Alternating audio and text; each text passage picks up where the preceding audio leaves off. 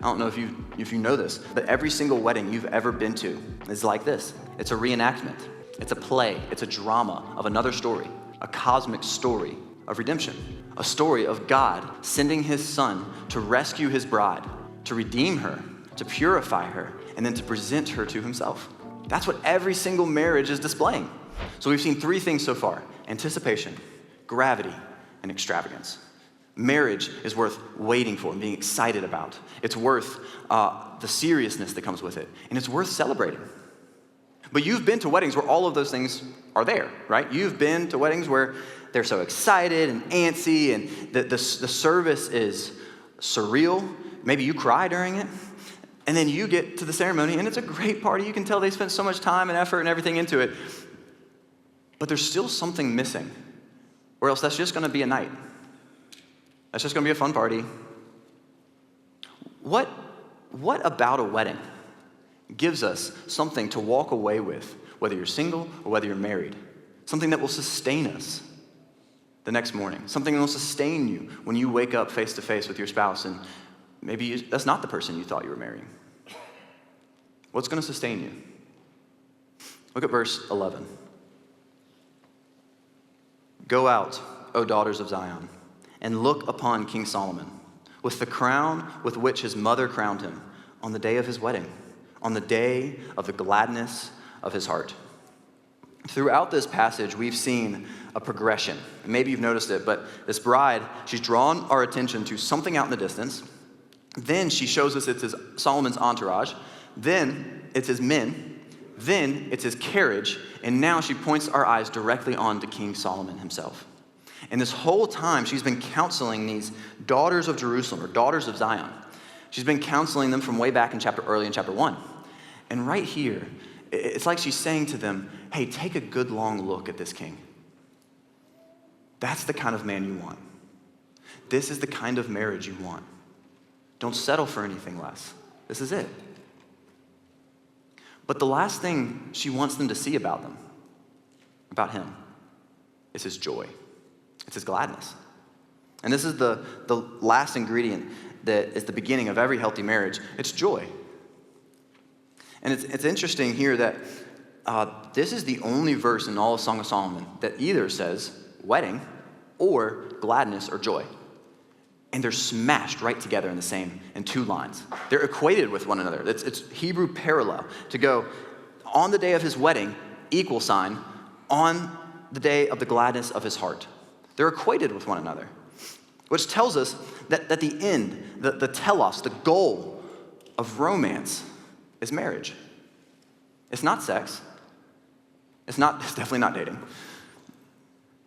It's not the thrill and passion of young love. It's marriage. It's the covenant. But I think you can get to this and be like, okay, well, how do I have that love? Or how do I have that joy? See, maybe you're somebody who's like, man, I got no prospects on the horizon. Do I need to get married to find joy? Or maybe you're someone's like, I'm currently the person you talked about earlier, I have messed up. I am living with my boyfriend or girlfriend or sleeping with them. We have become too intimate. We've been trying to cultivate the intimacy of marriage in the wilderness. I don't think I can have that kind of joy.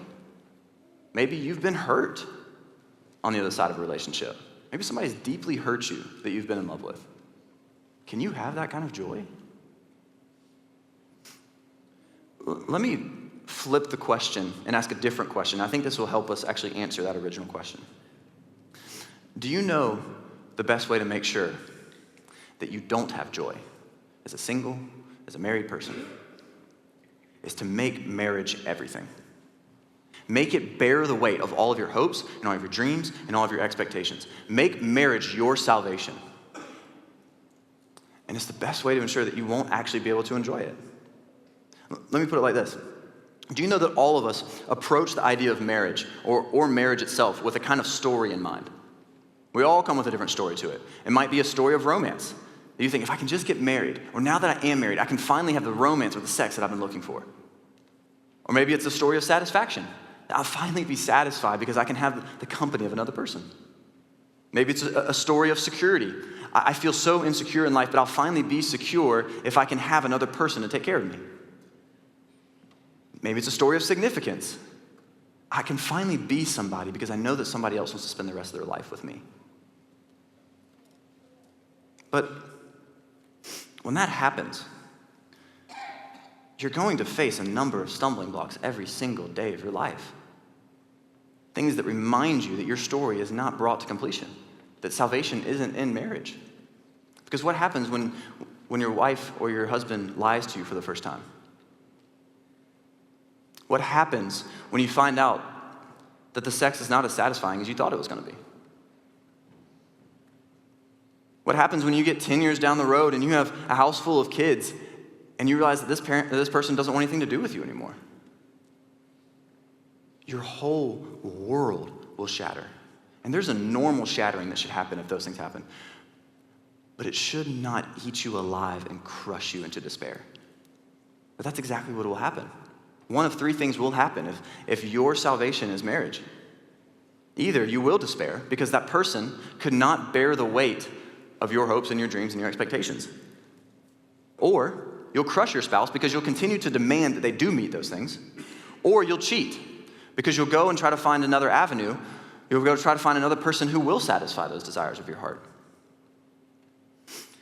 Elizabeth Gilbert, who wrote the famous book, Eat, Pray, Love, became a movie later. She wrote in there, "In desperate love, we always invent the characters of our partners, demanding they be what we need them, and then feeling devastated when they refuse to perform the role we created in the first place." And she's spot on.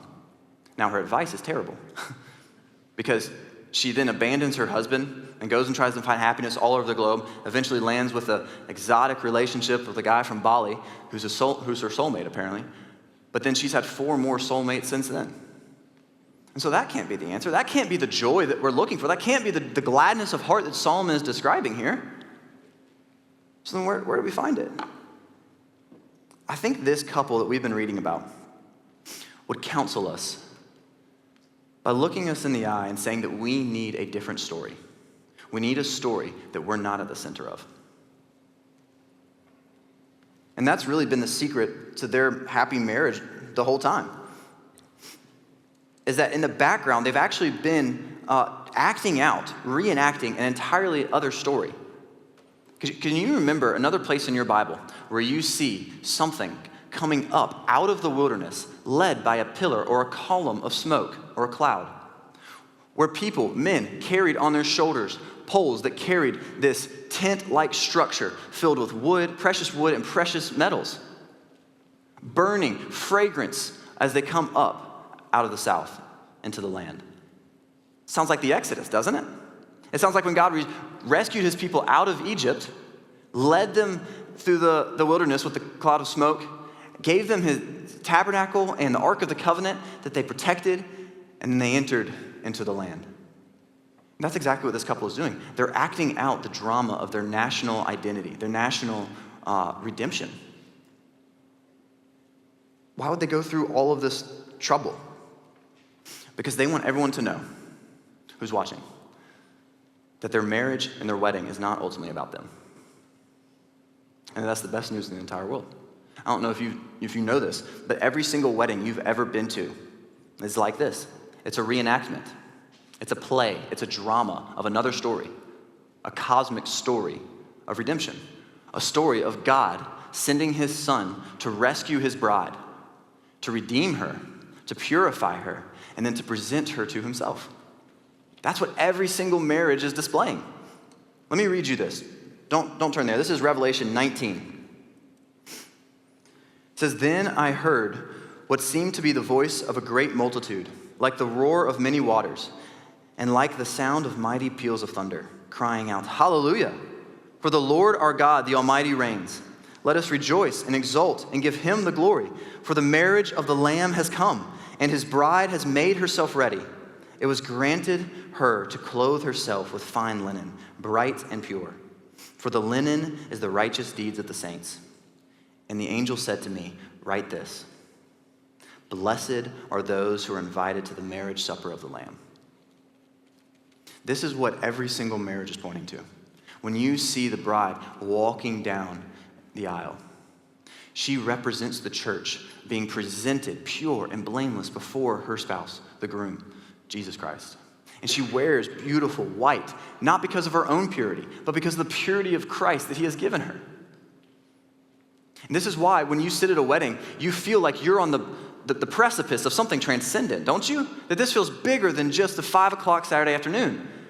There's something transcendently beautiful happening here. And that's because every single wedding is a window. It's a window to a world that we're all invited to. A world of the wedding, of the marriage supper of the Lamb. And our hearts lean for that. They urge towards that.